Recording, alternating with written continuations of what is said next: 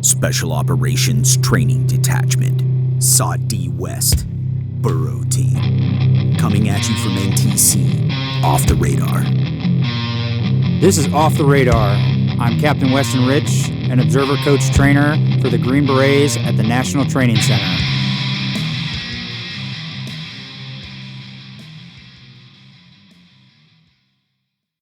Intelligence drives operations. This is a cliche because of its truth. Without knowledge of our adversary's doctrine, order of battle, weapon systems, beliefs, and desires, how can we hope to defeat them in a time of conflict? The job of understanding our nation's adversaries, taking information and conducting analysis to develop actionable intelligence falls on the military intelligence professionals across the conventional and special operations forces. These subject matter experts inform commanders' decision-making processes and shape the battlefield.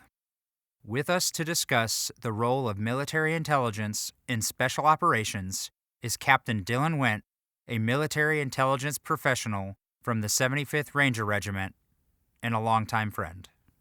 Dylan, would you please give us some background on yourself, your time in the conventional and special operations, and anything else you'd like to share? Hey, thanks, Wes. Good to be here and chat with you today. A little bit about me. As of this month, I'm on my 9th year of active duty. Of note, I spent all that time on jump status, minus basic officer leaders course and captain's career course. So I'm a lifetime paratrooper.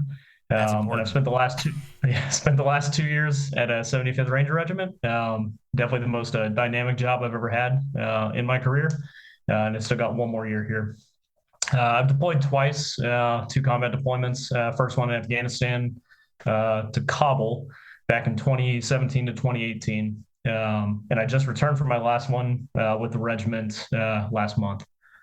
So a little bit about me, kind of jobs I've held. I commissioned as intelligence branch detailed infantry, served as a rifle platoon leader, heavy weapons platoon leader, a company executive officer, battalion air operations officer, squadron S2, regimental AS2, and now regimental S2X in the 75th. So I've had a wide variety of jobs, served in assignments an airborne unit in Alaska, airborne unit in Germany, and obviously now the 75th. So, that's about me. Yeah, diverse jobs on the conventional and special operations side. We met back at that infantry battalion up in Alaska, being infantry platoon leaders and whatnot together. I didn't realize, were you the air officer for 3G? I was. That was basically my last job there. It was kind of a, Sergeant First Class Bobby Barrett. He was really running the show, but it was kind of like my just hold over he's job. A character. No, I definitely assisted with some things, but he was running the show already, and it was just like, hey, I was the only other jump master lieutenant, so hey, you can go fill that seat for a minute. All right, awesome. So 1 conventional deployment, 1 special operations deployment, and lots of time at combat training centers, both on the conventional and the soft side as well, right? Oh, yes. I was thinking about it a little bit as I was driving back from work today and kind of prepping mentally for this. So I first went to NTC from Alaska as a guest OCT. I've still got my OCT Academy cert somewhere in this closet behind me in my I Love Me book. That needs to go on the wall. And then went to JRTC as a platoon leader in the summer right before we deployed to Afghanistan. Went to JMRC in Germany for about 3 weeks, and then 1 regimental NTC rotation, and then another JRTC rotation with 75th Special Troops Battalion this past spring. So yeah, a lot of CTC experience as well. Yeah, and diverse on that. Infantry platoon leader, S2, SOF S2, etc. So yeah, that's awesome. A lot of good experience there. Can you describe how you approach intelligence and how it's changed? You could say maybe just just the branch in general or the jobs that you've held? Like, I bet your opinion of MI as an infantry lieutenant versus now is vastly different. Oh, for sure. So yeah, I did not really know much about it as a lieutenant. Admittedly, I was pretty naive, and I thought it was just this black box of mysticism. Like the analysts go into a skiff and they have all these whiz bangs behind there, and then they just know everything, and then that trickles down to me as the platoon leader from my company commander, and it's 100% accurate, and it is like validated and vetted, and so yeah, a little bit naive. I mean, I feel like a lot of us probably were. But 6 years later, like actually getting experience in my hands on intelligence, I've learned that is certainly not the case. There are some robust places. In 75th, serving in SOF has definitely like exposed me to a lot more that's out there. But it's just different. So nothing is ever going to be perfect. I don't know if like we can actually say this, but I did have one guy like MI mentor of mine tell me basically if you're right on 1 out of 10 assessments, basically if you're batting a like 1,000, like that's pretty accurate by intel means, because you're never going to get it right. The enemy always has a vote. As cliche as that is to say, you're often wrong more than you're right in this discipline. Yeah, but that's with the analysis part. You take facts and you make assumptions, and then like together through all that experience that MI professionals have, they come up with a degree of certainty. Hey, we think the enemy is going to do this, or the environment's going to be shaped this way, or like maybe even, hey, we think the population is trending to this event happening. Oh, absolutely. And that's what I've definitely come to learn is like it is very factual based. You are converting raw data, facts, some things that you are vetting, and putting a little bit of confidence behind it. Like, hey, we have like you can put a percentage on it, or just a vague statement of like, hey, I'm mildly confident. I am 100% confident that this source of information is clear, crystal clear. And it's an art to it, but putting all that together, yeah, absolutely to inform facts. And I'm certain we're going to talk about this a little bit later as we get into more of the discussions about CTC specific versus like counterterrorism or counterinsurgency operations. There's a little bit of nuance difference between those and how we do the intelligence approach, but yeah, in general, like the process is still very much the same. Okay, so what is the general process, and maybe like what are the little nuanced differences when you're talking counterinsurgency versus looking at, I know it might just be a training scenario, but the large scale combat scenario? Yeah, so let me start by backing up a little bit. Something I wish that I would have gotten as a lieutenant, infantry lieutenant trying to transition into military intelligence. This is what a report is. These are the types of reports you get. These are the single source intelligence disciplines that give you this source of information, whether that's from a aerial asset or a scout on the ground or a human intelligence source or open source internet PAI, publicly available information, open source intelligence, scraped information, and that generates a report. And then an all source analyst takes that together, feeds it into like the big picture corroboration, taking in multiple intelligence disciplines and kind of like smashing them together to validate each other or prove each other wrong. And then that results in an intelligence assessment. And then that assessment gets further corroborated. Whenever you start to get up into higher level units, like usually starting at the brigade level, the 06 level, you have a little bit more access to your TS systems, and you can use databases to corroborate intelligence, not only with just other Army units, but other agency partners who can evaluate your reports and say, hey, this was great, this checks out, or no, hey, something's not right here. So that's kind of the intelligence cycle in a nutshell that I wish I would have gotten as a lieutenant. And I've tried to stress that to lieutenants that I've mentored over the years. Like, hey, I just wish I would have had that basic understanding, kind of demystify some of that black box thinking I had when I was an infantry lieutenant. But yeah, so kind of comparing, the conventional intelligence mission to the soft mission, I'd say from my personal experience, like, yeah, I had to learn intelligence on the job. Nothing against the instructors of Fort Huachuca, but I went there during COVID. COVID literally kicked off as like a week within my report date to Fort Huachuca. So we had a lot of distributed learning, and it was just really hard to learn. And part of the Huachuca model is that you learn branch details are supposed to learn from pure MIs that served in INSCOM units, EMIBs, other like Intel pure units, and you're supposed to like mesh together and kind of get that peer education from each other. So you learn what's out there. Well, all of us. Exactly, but so many of us were just infantry officers, field artillery. I even had one classmate, Ben. Love him. He was not afraid to call out some of the instructors, like whenever they'd ask questions, be like, "Hey, man, like none of us know. Like we don't know what we don't know. You just have to tell us this. Like explain like I'm 5." So, so yeah, that was a learning process. But so anyway, back to from my personal experience, yeah, conventional side, I definitely had to learn a little bit more on the job.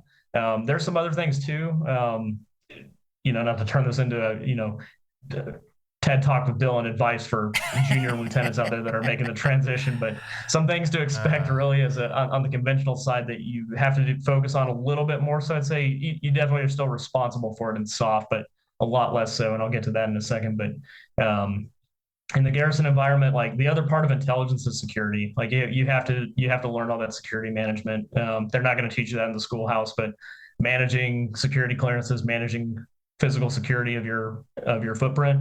And I was just think back to the staff sergeant, squad leader, or that platoon sergeant that's in your maneuver unit. He doesn't come to your office, but for 2 things. He needs his maps for his squad or his platoon, and he needs to make sure his soldier security clearance is good because he couldn't get into this course because his security clearance got pulled for something. So that's unfortunately that's like kind of the reality on the ground. But whenever you get to go out in the field, like that's whenever you actually really get to shine. You can do that stuff in garrison as well. And I definitely took that infantry mentality with my section, and we fought for like, hey, I'm segregating my guys' time. We're going to train on fundamentals of intelligence preparation in the battlefield and using intel analyst tools. I had to insert myself with like the mentality of the enemy has a vote in every aspect of training. So, and I'm not saying this to toot my own horn. It's just definitely like I thought was a really good TTP was going and having candid conversations with my S3 and the AS3 and inserting myself into the dialogue of like, hey, we're planning for this like squadron level sticks or this platoon level live fire event or this X eval. How can I make myself relevant by, here's the most up-to-date doctrine that we know about, a threat, you name threat relevant to our AOR, or, civilian considerations, but you make yourself relevant in that regard. So I feel like on the conventional side, you have to fight for that a lot more. But then shifting over to soft, it's definitely much more established. You focus more on the actual intelligence stuff, and that's kind of like by virtue of our mission, but also some privileges of having a little bit more like civilian workforce available to kind of help out with the security stuff, the not so sexy stuff. I like the hey, the squad leader's coming to you for 2 things, and you better understand how to answer those questions because different audience. Everybody needs to know the audience they're dealing with. How are you going to help the junior NCOs and soldiers do the things that they need to do, and how are you going to answer the mail for the S3 operations officer and the battalion commander or whoever you're working for, brigade, regiment, etc. Like what led you, was there something specific that led you to go to the Ranger Assessment Selection Program and try out for being an MI officer within 75th, or decided one day, hey, I'll give that a try? Well, I've had a lot of Rangers in every formation I've worked with in my career. So it was definitely like always around me of like, hey, there's this cool organization that is headquartered at Fort Moore. It used to be Fort Benning, Georgia. and they do some really cool stuff overseas. And they're the nation's break glass and emergency unit. So if you want to step up from conventional airborne and do something a little bit more challenging and a little bit more rewarding, this is the place to go. So I definitely felt like I had a calling to it, especially once I kind of got the hang of what I was doing as an intel officer. And so, tried out for RASP 2 back in November of 2021 and got picked up. That was definitely it was a humbling experience. I'm a firm believer in our assessment program.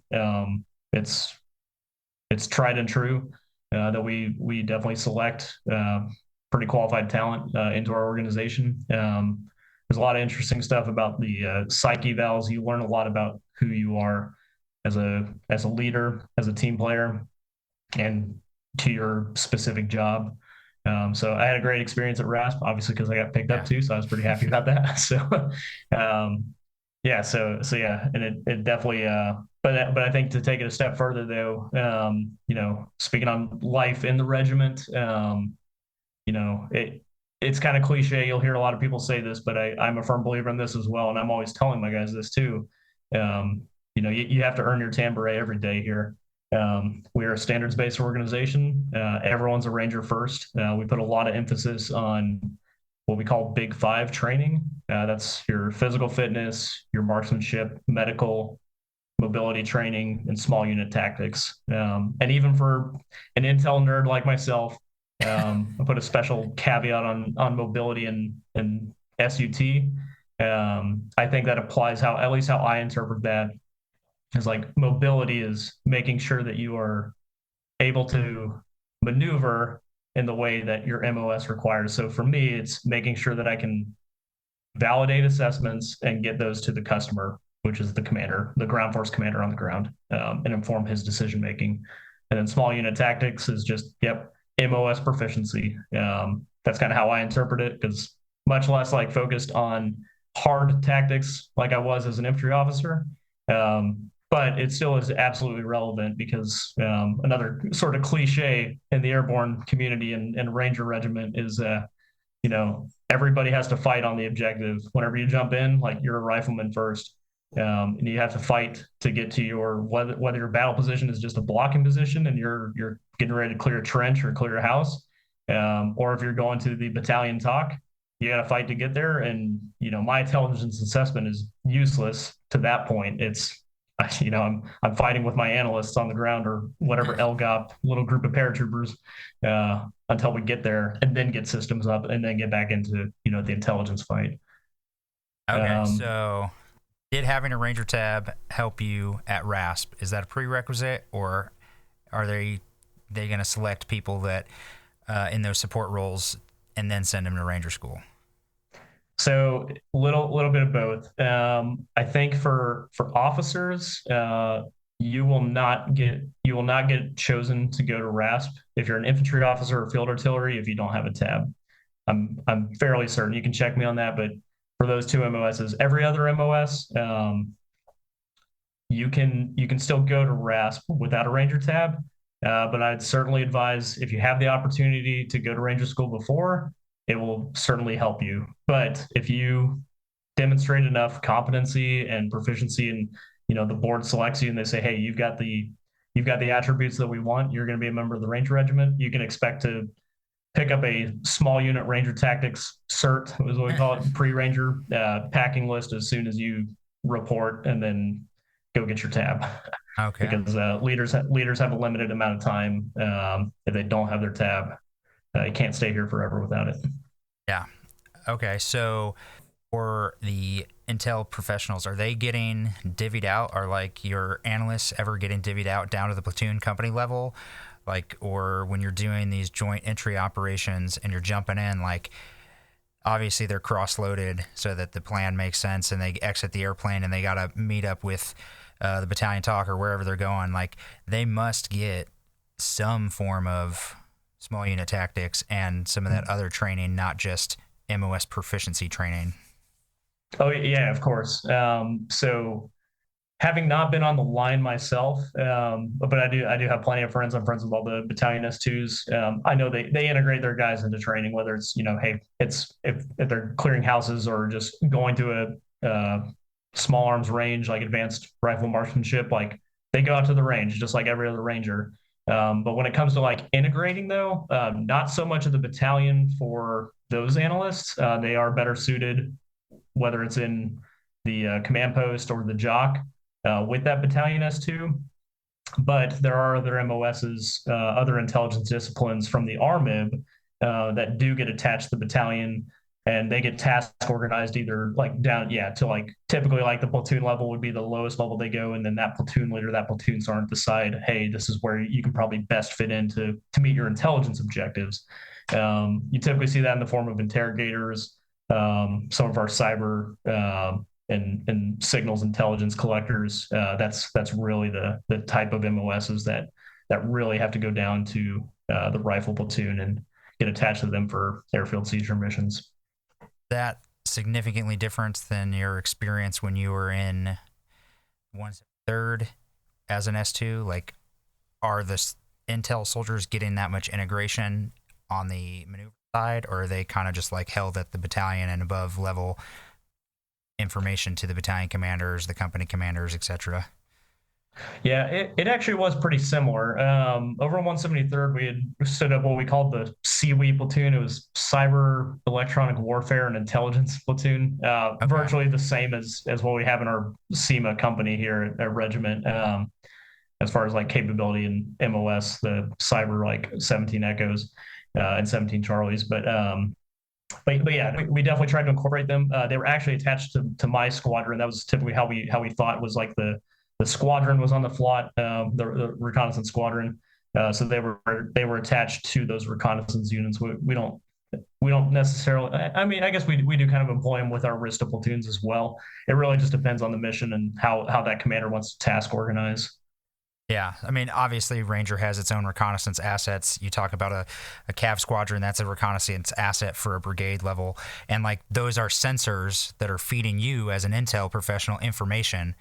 It's just one int coming in towards you to try and corroborate and make this, analysis and say, I'm mildly feasible. Like, I think this is right versus, like, I'm 99% sure this is what's about to happen.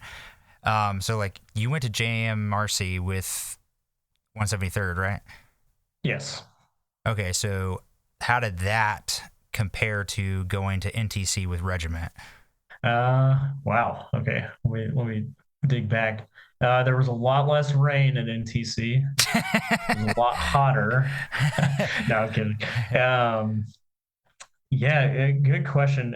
So kind of comparing the two, so for one, when I went through JMRC, I was at the squadron level, and really kind of the squadron S2, my role, like we were often treated as like my section, like we kind of joke, we're just an extension of the brigade S2 because all of our reports are practically going directly to the brigade ahead of anything that the battalions are doing.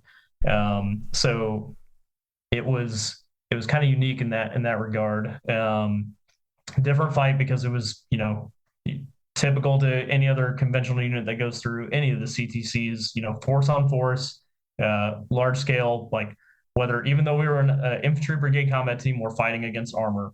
And so it's more about like, how do you employ and how do you position your anti-tank capabilities? How do you canalize them on terrain that's advantageous to a dismounted unit? Or do you just screen and report that back to the brigade? So it was a lot more focused on, just comparing my specific experience, a lot more focused on like the really down and in tactical fight. But then compared to my regimental NTC rotation, being at the 06 headquarters, I was one of the AS2s at that time. So I got to see like more of like the big picture and seeing like the buzzword we were always throwing around between planners, SOT-D, OCTs, and commands was convergence. I really got to see that convergence of how SOF enters a fight, how we open windows of opportunity and exploit those. But Speaking operationally, though, it was much more surgical. It was a lot more like precision strike, pull out, get back behind the flot. Yeah, Because I was thinking that Rangers was aren't. how it was. Yeah, Rangers aren't designed to. We're not designed like a ABCT to hold terrain for long without some sort of rip relief in place to an external unit, and then we move on to the next target.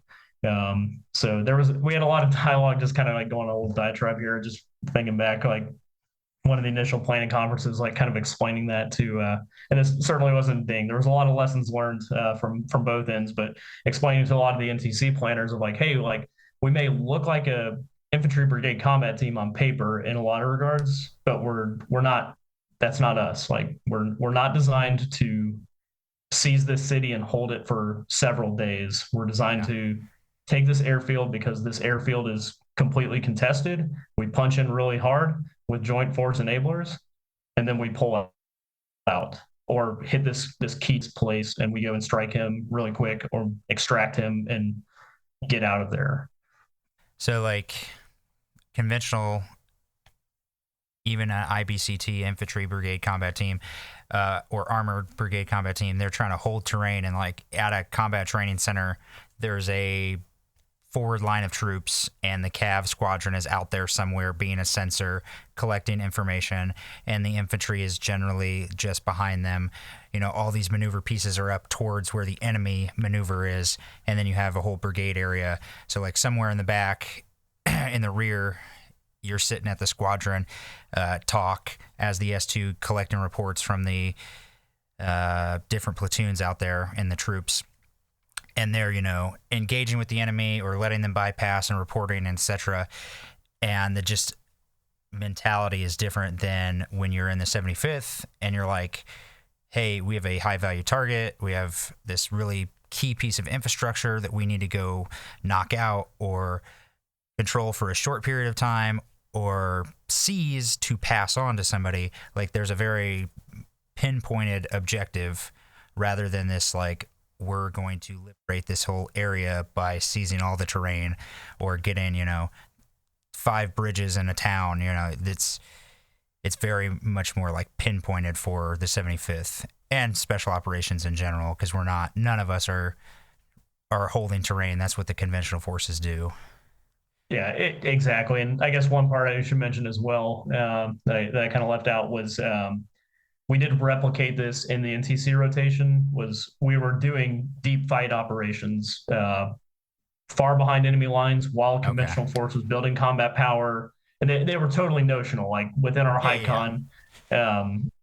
Good over here. Okay. You did cut out. We were talking about the difference between NTC and JMRC, conventional versus 75th, and you were mentioning something about your time at NTC. Yeah, I think the last thing I was going to say that I might have omitted before was how we were disrupting. We were doing deep fight activities to disrupt the enemy far behind whatever the division and the corps' front line of troops was. Yeah. So yeah, it was definitely good integration, but all that was simulated behind us. We were still able to track it in the simulation world, but definitely seeing that from the 06 headquarters. As opposed to the tactics that I saw at JMRC. Yeah, so for simulated, you're talking about kind of like a command post exercise, like computer simulation, where there's actually not real opposition force on the ground, but you're told, hey, there's a enemy of X size over there, and you're going to either maneuver around them or you're going to go do something to disrupt their operations. I'm guessing because that 75th rotation was right before I got here to the National Training Center, that you guys were targeting a lot of integrated air defense. Okay, was it a lot of like flyaway targets too? Or ground movement or a mixture?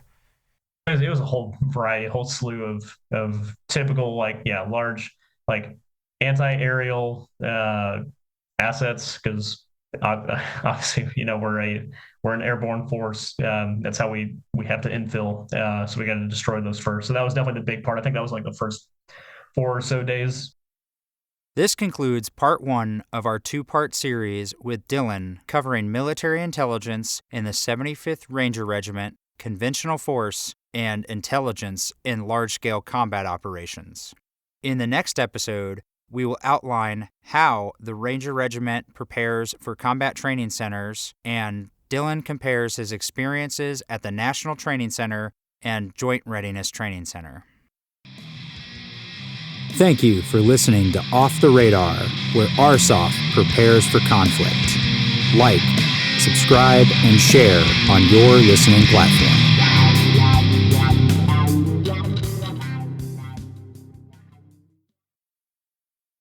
Actions will determine the outcome.